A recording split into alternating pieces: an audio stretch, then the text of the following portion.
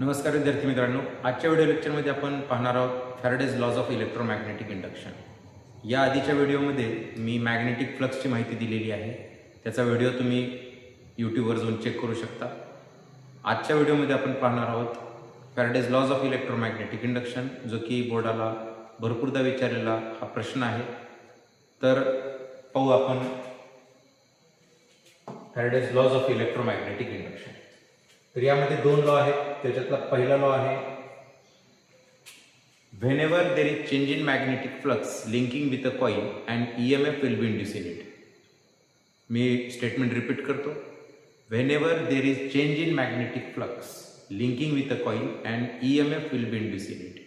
याचा अर्थ असा आहे, ज्या वेळेस मॅग्नेटिक फ्लक्स म्हणजेच मॅग्नेटिक लाईन्स एखाद्या कॉइलसोबत लिंक करत असतील तर त्या कॉइलमध्ये EMF इंड्यूस होत असतो, पण याच्यामध्ये कंडिशन आहे की कॉइल मुव्हिंग पाहिजे किंवा फ्लक्स चेंजिंग पाहिजे।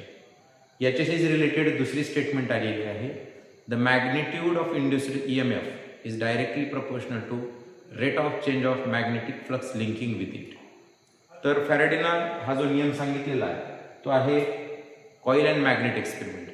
या कॉइल अँड मॅग्नेट एक्सपेरिमेंटमध्ये पहिल्या स्टेटमेंटमध्ये काय सांगते की ज्या वेळेस मॅग्नेटिक फ्लक्स एखाद्या कॉइलसोबत लिंक होईल त्यावेळेस त्या कॉइलमध्ये EMF इंड्यूस होतं। तर ते कशा पद्धतीने होतं या संबंधित माहिती दिलेली होती। एक इंडक्टर कॉइल घेतली आणि या इंडक्टर कॉइलच्या जवळ एक मॅग्नेट कंटिन्युअसली मुवमेंटमध्ये ठेवलं। तर या ठिकाणी आपण जर पाहिलं तर जे मॅग्नेट मुवमेंटमध्ये होतं इथे गॅल्व्हनोमीटर ठेवलेला आहे टू डिटेक्ट द करंट। तर गॅल्व्हनोमीटरचं काम करंट डिटेक्ट करण्याचं आहे।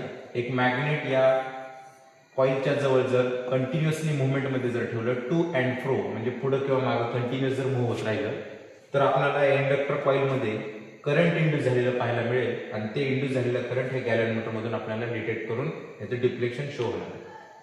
तर पहिला लॉ असा सांगतोय की ज्या वेळेस मॅग्नेटिक फ्लक्स एखाद्या कॉइलसोबत लिंक करत असतं, ती कॉइल इंडक्टर कॉइल आहे, इंडक्टर कॉइलची ॲबिलिटी आपल्याला माहिती आहे, याच्यामध्ये करंट चेंज होऊन EMF तयार झालेलं असते। तर हे जे EMF आहे ते EMF is equals to LdI/dt आपण इथे दाखवलेलं आहे। तर हे जे EMF आहे हे कशावर डिपेंड असते तर ह्या दुसऱ्या स्टेटमेंटमध्ये दाखवलेलं आहे that EMF is directly proportional to rate of change of magnetic flux linking with a coil, that is E is equals to d∅dt। दोन स्टेटमेंट आलेले आहेत, छोटा प्रश्न आहे 2 मार्काचा। पहिली स्टेटमेंट सांगितले whenever magnetic flux linking with a coil and EMF will be induce in it. आता जे काही EMF इंड्यूस होतंय त्याच्याशी रिलेटेड दुसरी स्टेटमेंट आलेली आहे, the magnitude of induced EMF is directly proportional to rate of change of magnetic flux linking with it. जेवढे काही मॅग्नेटिक फ्लक्स त्या कॉइलसोबत लिंक होईल विथ रेस्पेक्ट टू टाइम तेवढंच EMF त्या कॉइलमध्ये जनरेट झालेलं असते, असे फॅराडेनं 2 स्टेटमेंट दिलेले आहेत। तर E is equals to LdI/dt हे जे आपल्याला इक्वेशन पाहायला मिळत आहे ते त्या इंडक्टरमध्ये तयार झालेलं सेल्फ इंड्युस्ड EMF आहे, जे की मी इथं LdI/dt दाखवलेलं आहे। आणि ही जी स्टेटमेंट आलेली आहे E is equals to d∅dt ज्याच्यामध्ये आपल्याला फक्त मॅग्निट्यूड ऑफ इंड्युस्ड EMF ची माहिती मिळालेली आहे। तर EMF ची जी डायरेक्शन आहे ती डायरेक्शन हे चेंज इन मॅग्नेटिक फ्लक्सच्या ऑपोजिट असते, ही माहिती फॅराडेनं दिलेली नसल्यामुळं यानंतरचा दुसरा नियम आलेला आहे लेन्झ लॉ, ज्याच्यामध्ये E is equals to -d∅dt ही माहिती देण्यात आलेली आहे। तर हा जो व्हिडिओ आहे आपण नेक्स्ट लेक्चरमध्ये एक्सप्लेन करणार आहोत। तुम्हाला व्हिडिओ जर आवडला तर नक्की लाईक करायचा आहे आणि चॅनल सबस्क्राईब करायचं आहे। थँक्यू।